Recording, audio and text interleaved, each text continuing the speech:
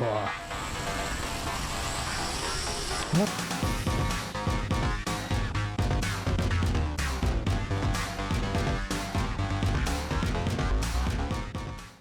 Alright, so in this vlog we are going to be looking at this. It is an ultra drone assault, x14 assault. So we're looking at this as the first drone I've ever flown.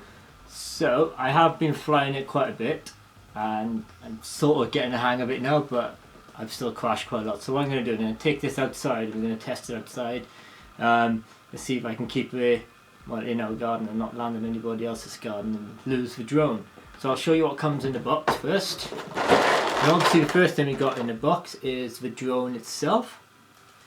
Really compact. It's got prop guards on there as well to protect the blades when you crash into the walls. Comes in very, very handy. We've got that. We've got the remote control or the transmitter. It's shaped a bit like an Xbox controller, so I'm used to playing the Xbox, so it's perfect for me. There.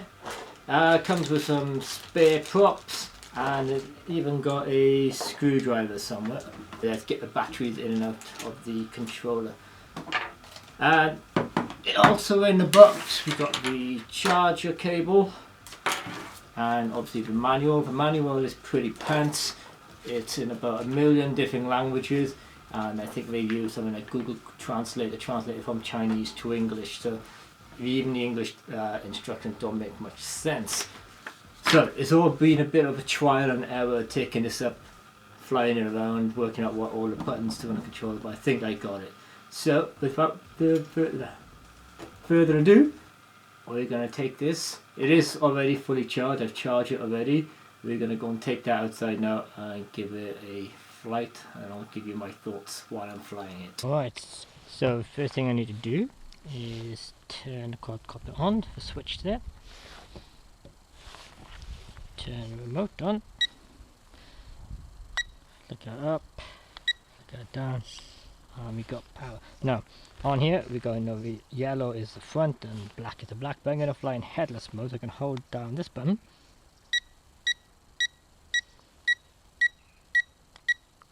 So I should be in headless mode now. No matter which way the drone's facing, it'll always go forward when I want it to go forward, backwards when I want it to go backwards.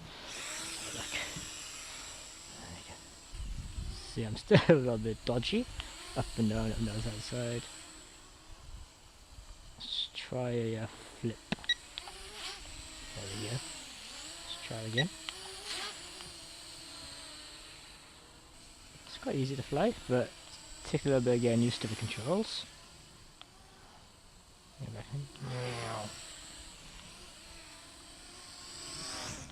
Oop. Didn't want to do that. Whenever I lose control, I tend to just throw it. Not throw it, drop it whenever it. But the one way you can take off is you just throw it in the air, and then there we go. Oh, look at that. Let's fly around a bit.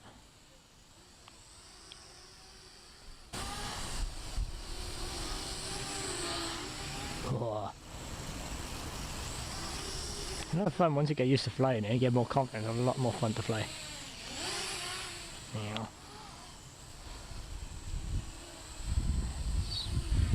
A little bit of wind there.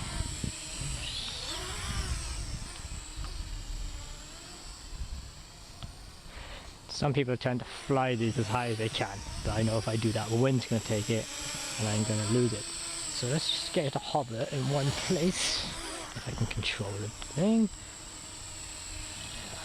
It's coming backwards slightly. Now I can't trim that on the controller. I believe it's coming backwards. I'm going to press up.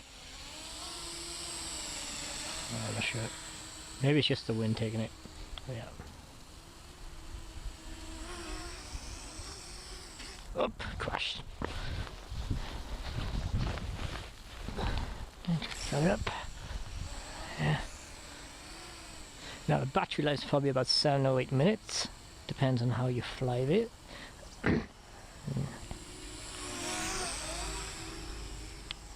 Now this is what you'll do a lot when you get one of these drones. Just crash it all the time. But at least out here it's just grass. And there we go, throw it up.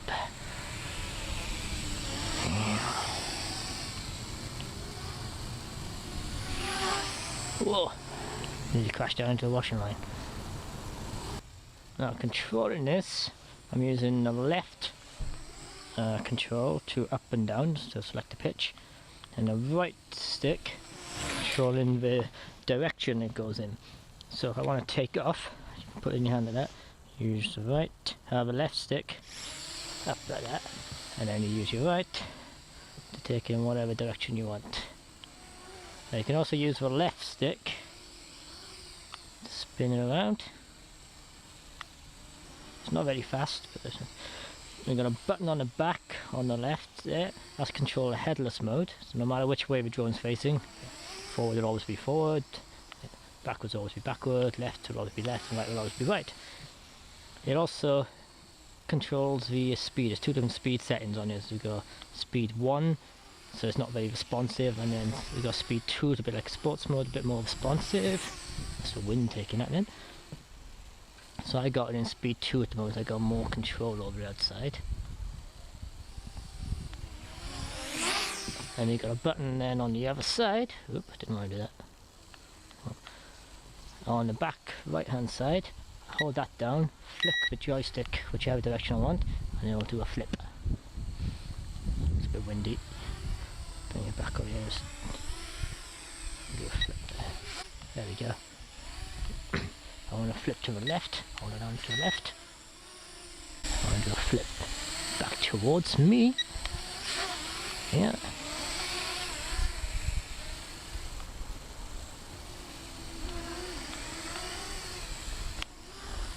Oh, I'm sure the battery's going to run out soon. It does warn you when the battery is low.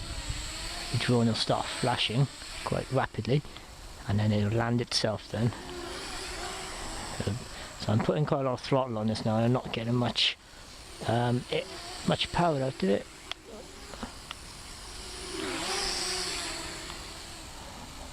That's a lot of fun to fly, to be honest. Whoa. Whoop. Oh, nice. I crashed into the cupboard by itself. That's why I'm glad it's got prop guards. If it didn't have prop guards, then I would have ruined it. Only is flashing now, look, so that's telling me the battery's going. So if I just flick it up, it'll come down by itself any second now.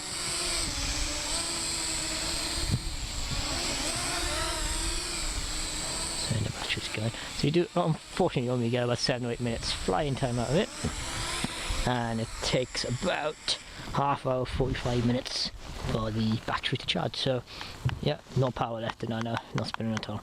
So let's go back inside, I'll put it back on charge and we'll fly it again later on. Let's come back inside now after flying the drone. I had about 8 minutes flight time, so I had a look at the GoPro I had, and he said I filmed about 8 minutes. It was the first time I've flown outside, so I was quite impressed with how it managed. A little bit of wind, there wasn't too much wind. When the wind did pick up, it did take it off slightly, but there had enough power in it to counteract the wind when I wanted it to.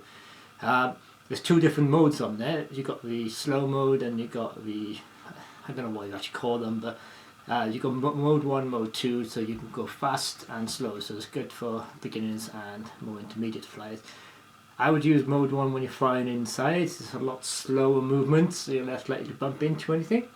Mode 2, which is what I was flying at there, allows a lot better controls. The control is a lot more sensitive. You touch the joystick, it moves a lot quicker and responds a lot quicker as well. Headless mode is very good if you're a beginner flyer like myself. Like I said, this is the first drone I've actually flown, so it's getting used to the controls, the pitching up and down, turning, doing the loops. So headless mode basically means if I got the drone in this position, now yellow is always forward, so when I push forward on the right analog stick, it'll always go forward, okay? So normally, when you haven't got headless mode on, that goes forward, back will bring it back, left will take it left, right will take it right. Now, if the drone turns around, faces the other way, if I push the stick up, it'll come back towards me. If I push down, it'll go away from me. If I go left, it'll go right. If I go right, it'll go left. So it's quite confusing. So that's why you've got these colour props on there, so you can tell which direction it's flying in. Now that can be quite confusing, especially if you're outside flying quickly. Everything becomes opposite if the drone's facing the wrong way. Now if I have it facing the right way, hold down the headless mode button, it calibrates, it remembers its position to where the remote is. So as long as you stay in one place with the remote, if you go forward, it'll go forward, backwards it'll go backwards, left is left, right is right. And if the drone turns around, it'll stay like that. No matter which way the drone faces, it'll always go forward when you want it to. That's what headless mode is. So that's very handy to have. So if you're looking to buy a drone, look up for headless mode feature on the drone to make your flying a lot easier. So yeah, that sums up my review on this little guy. I can't compare it to any other drones because I haven't flown any. So hopefully sometime in the future I'll have some more and I can do another review and do comparisons from different drones. I would love one with a camera on it. As you know, I like making videos, I like photography, so have a drone with a camera on there would be awesome. But there are some really expensive ones out there, DJI drones. They cost a lot of money, can't afford one of them right now. But I'm sure there are other drones out there which you guys might be able to recommend to me which have got a camera on there. So yeah, I'm over and I'm out. So if you can click on the like button down below, give me a thumbs up and give me a comment, and don't forget to subscribe for more videos like this, and I'll see you in the next video.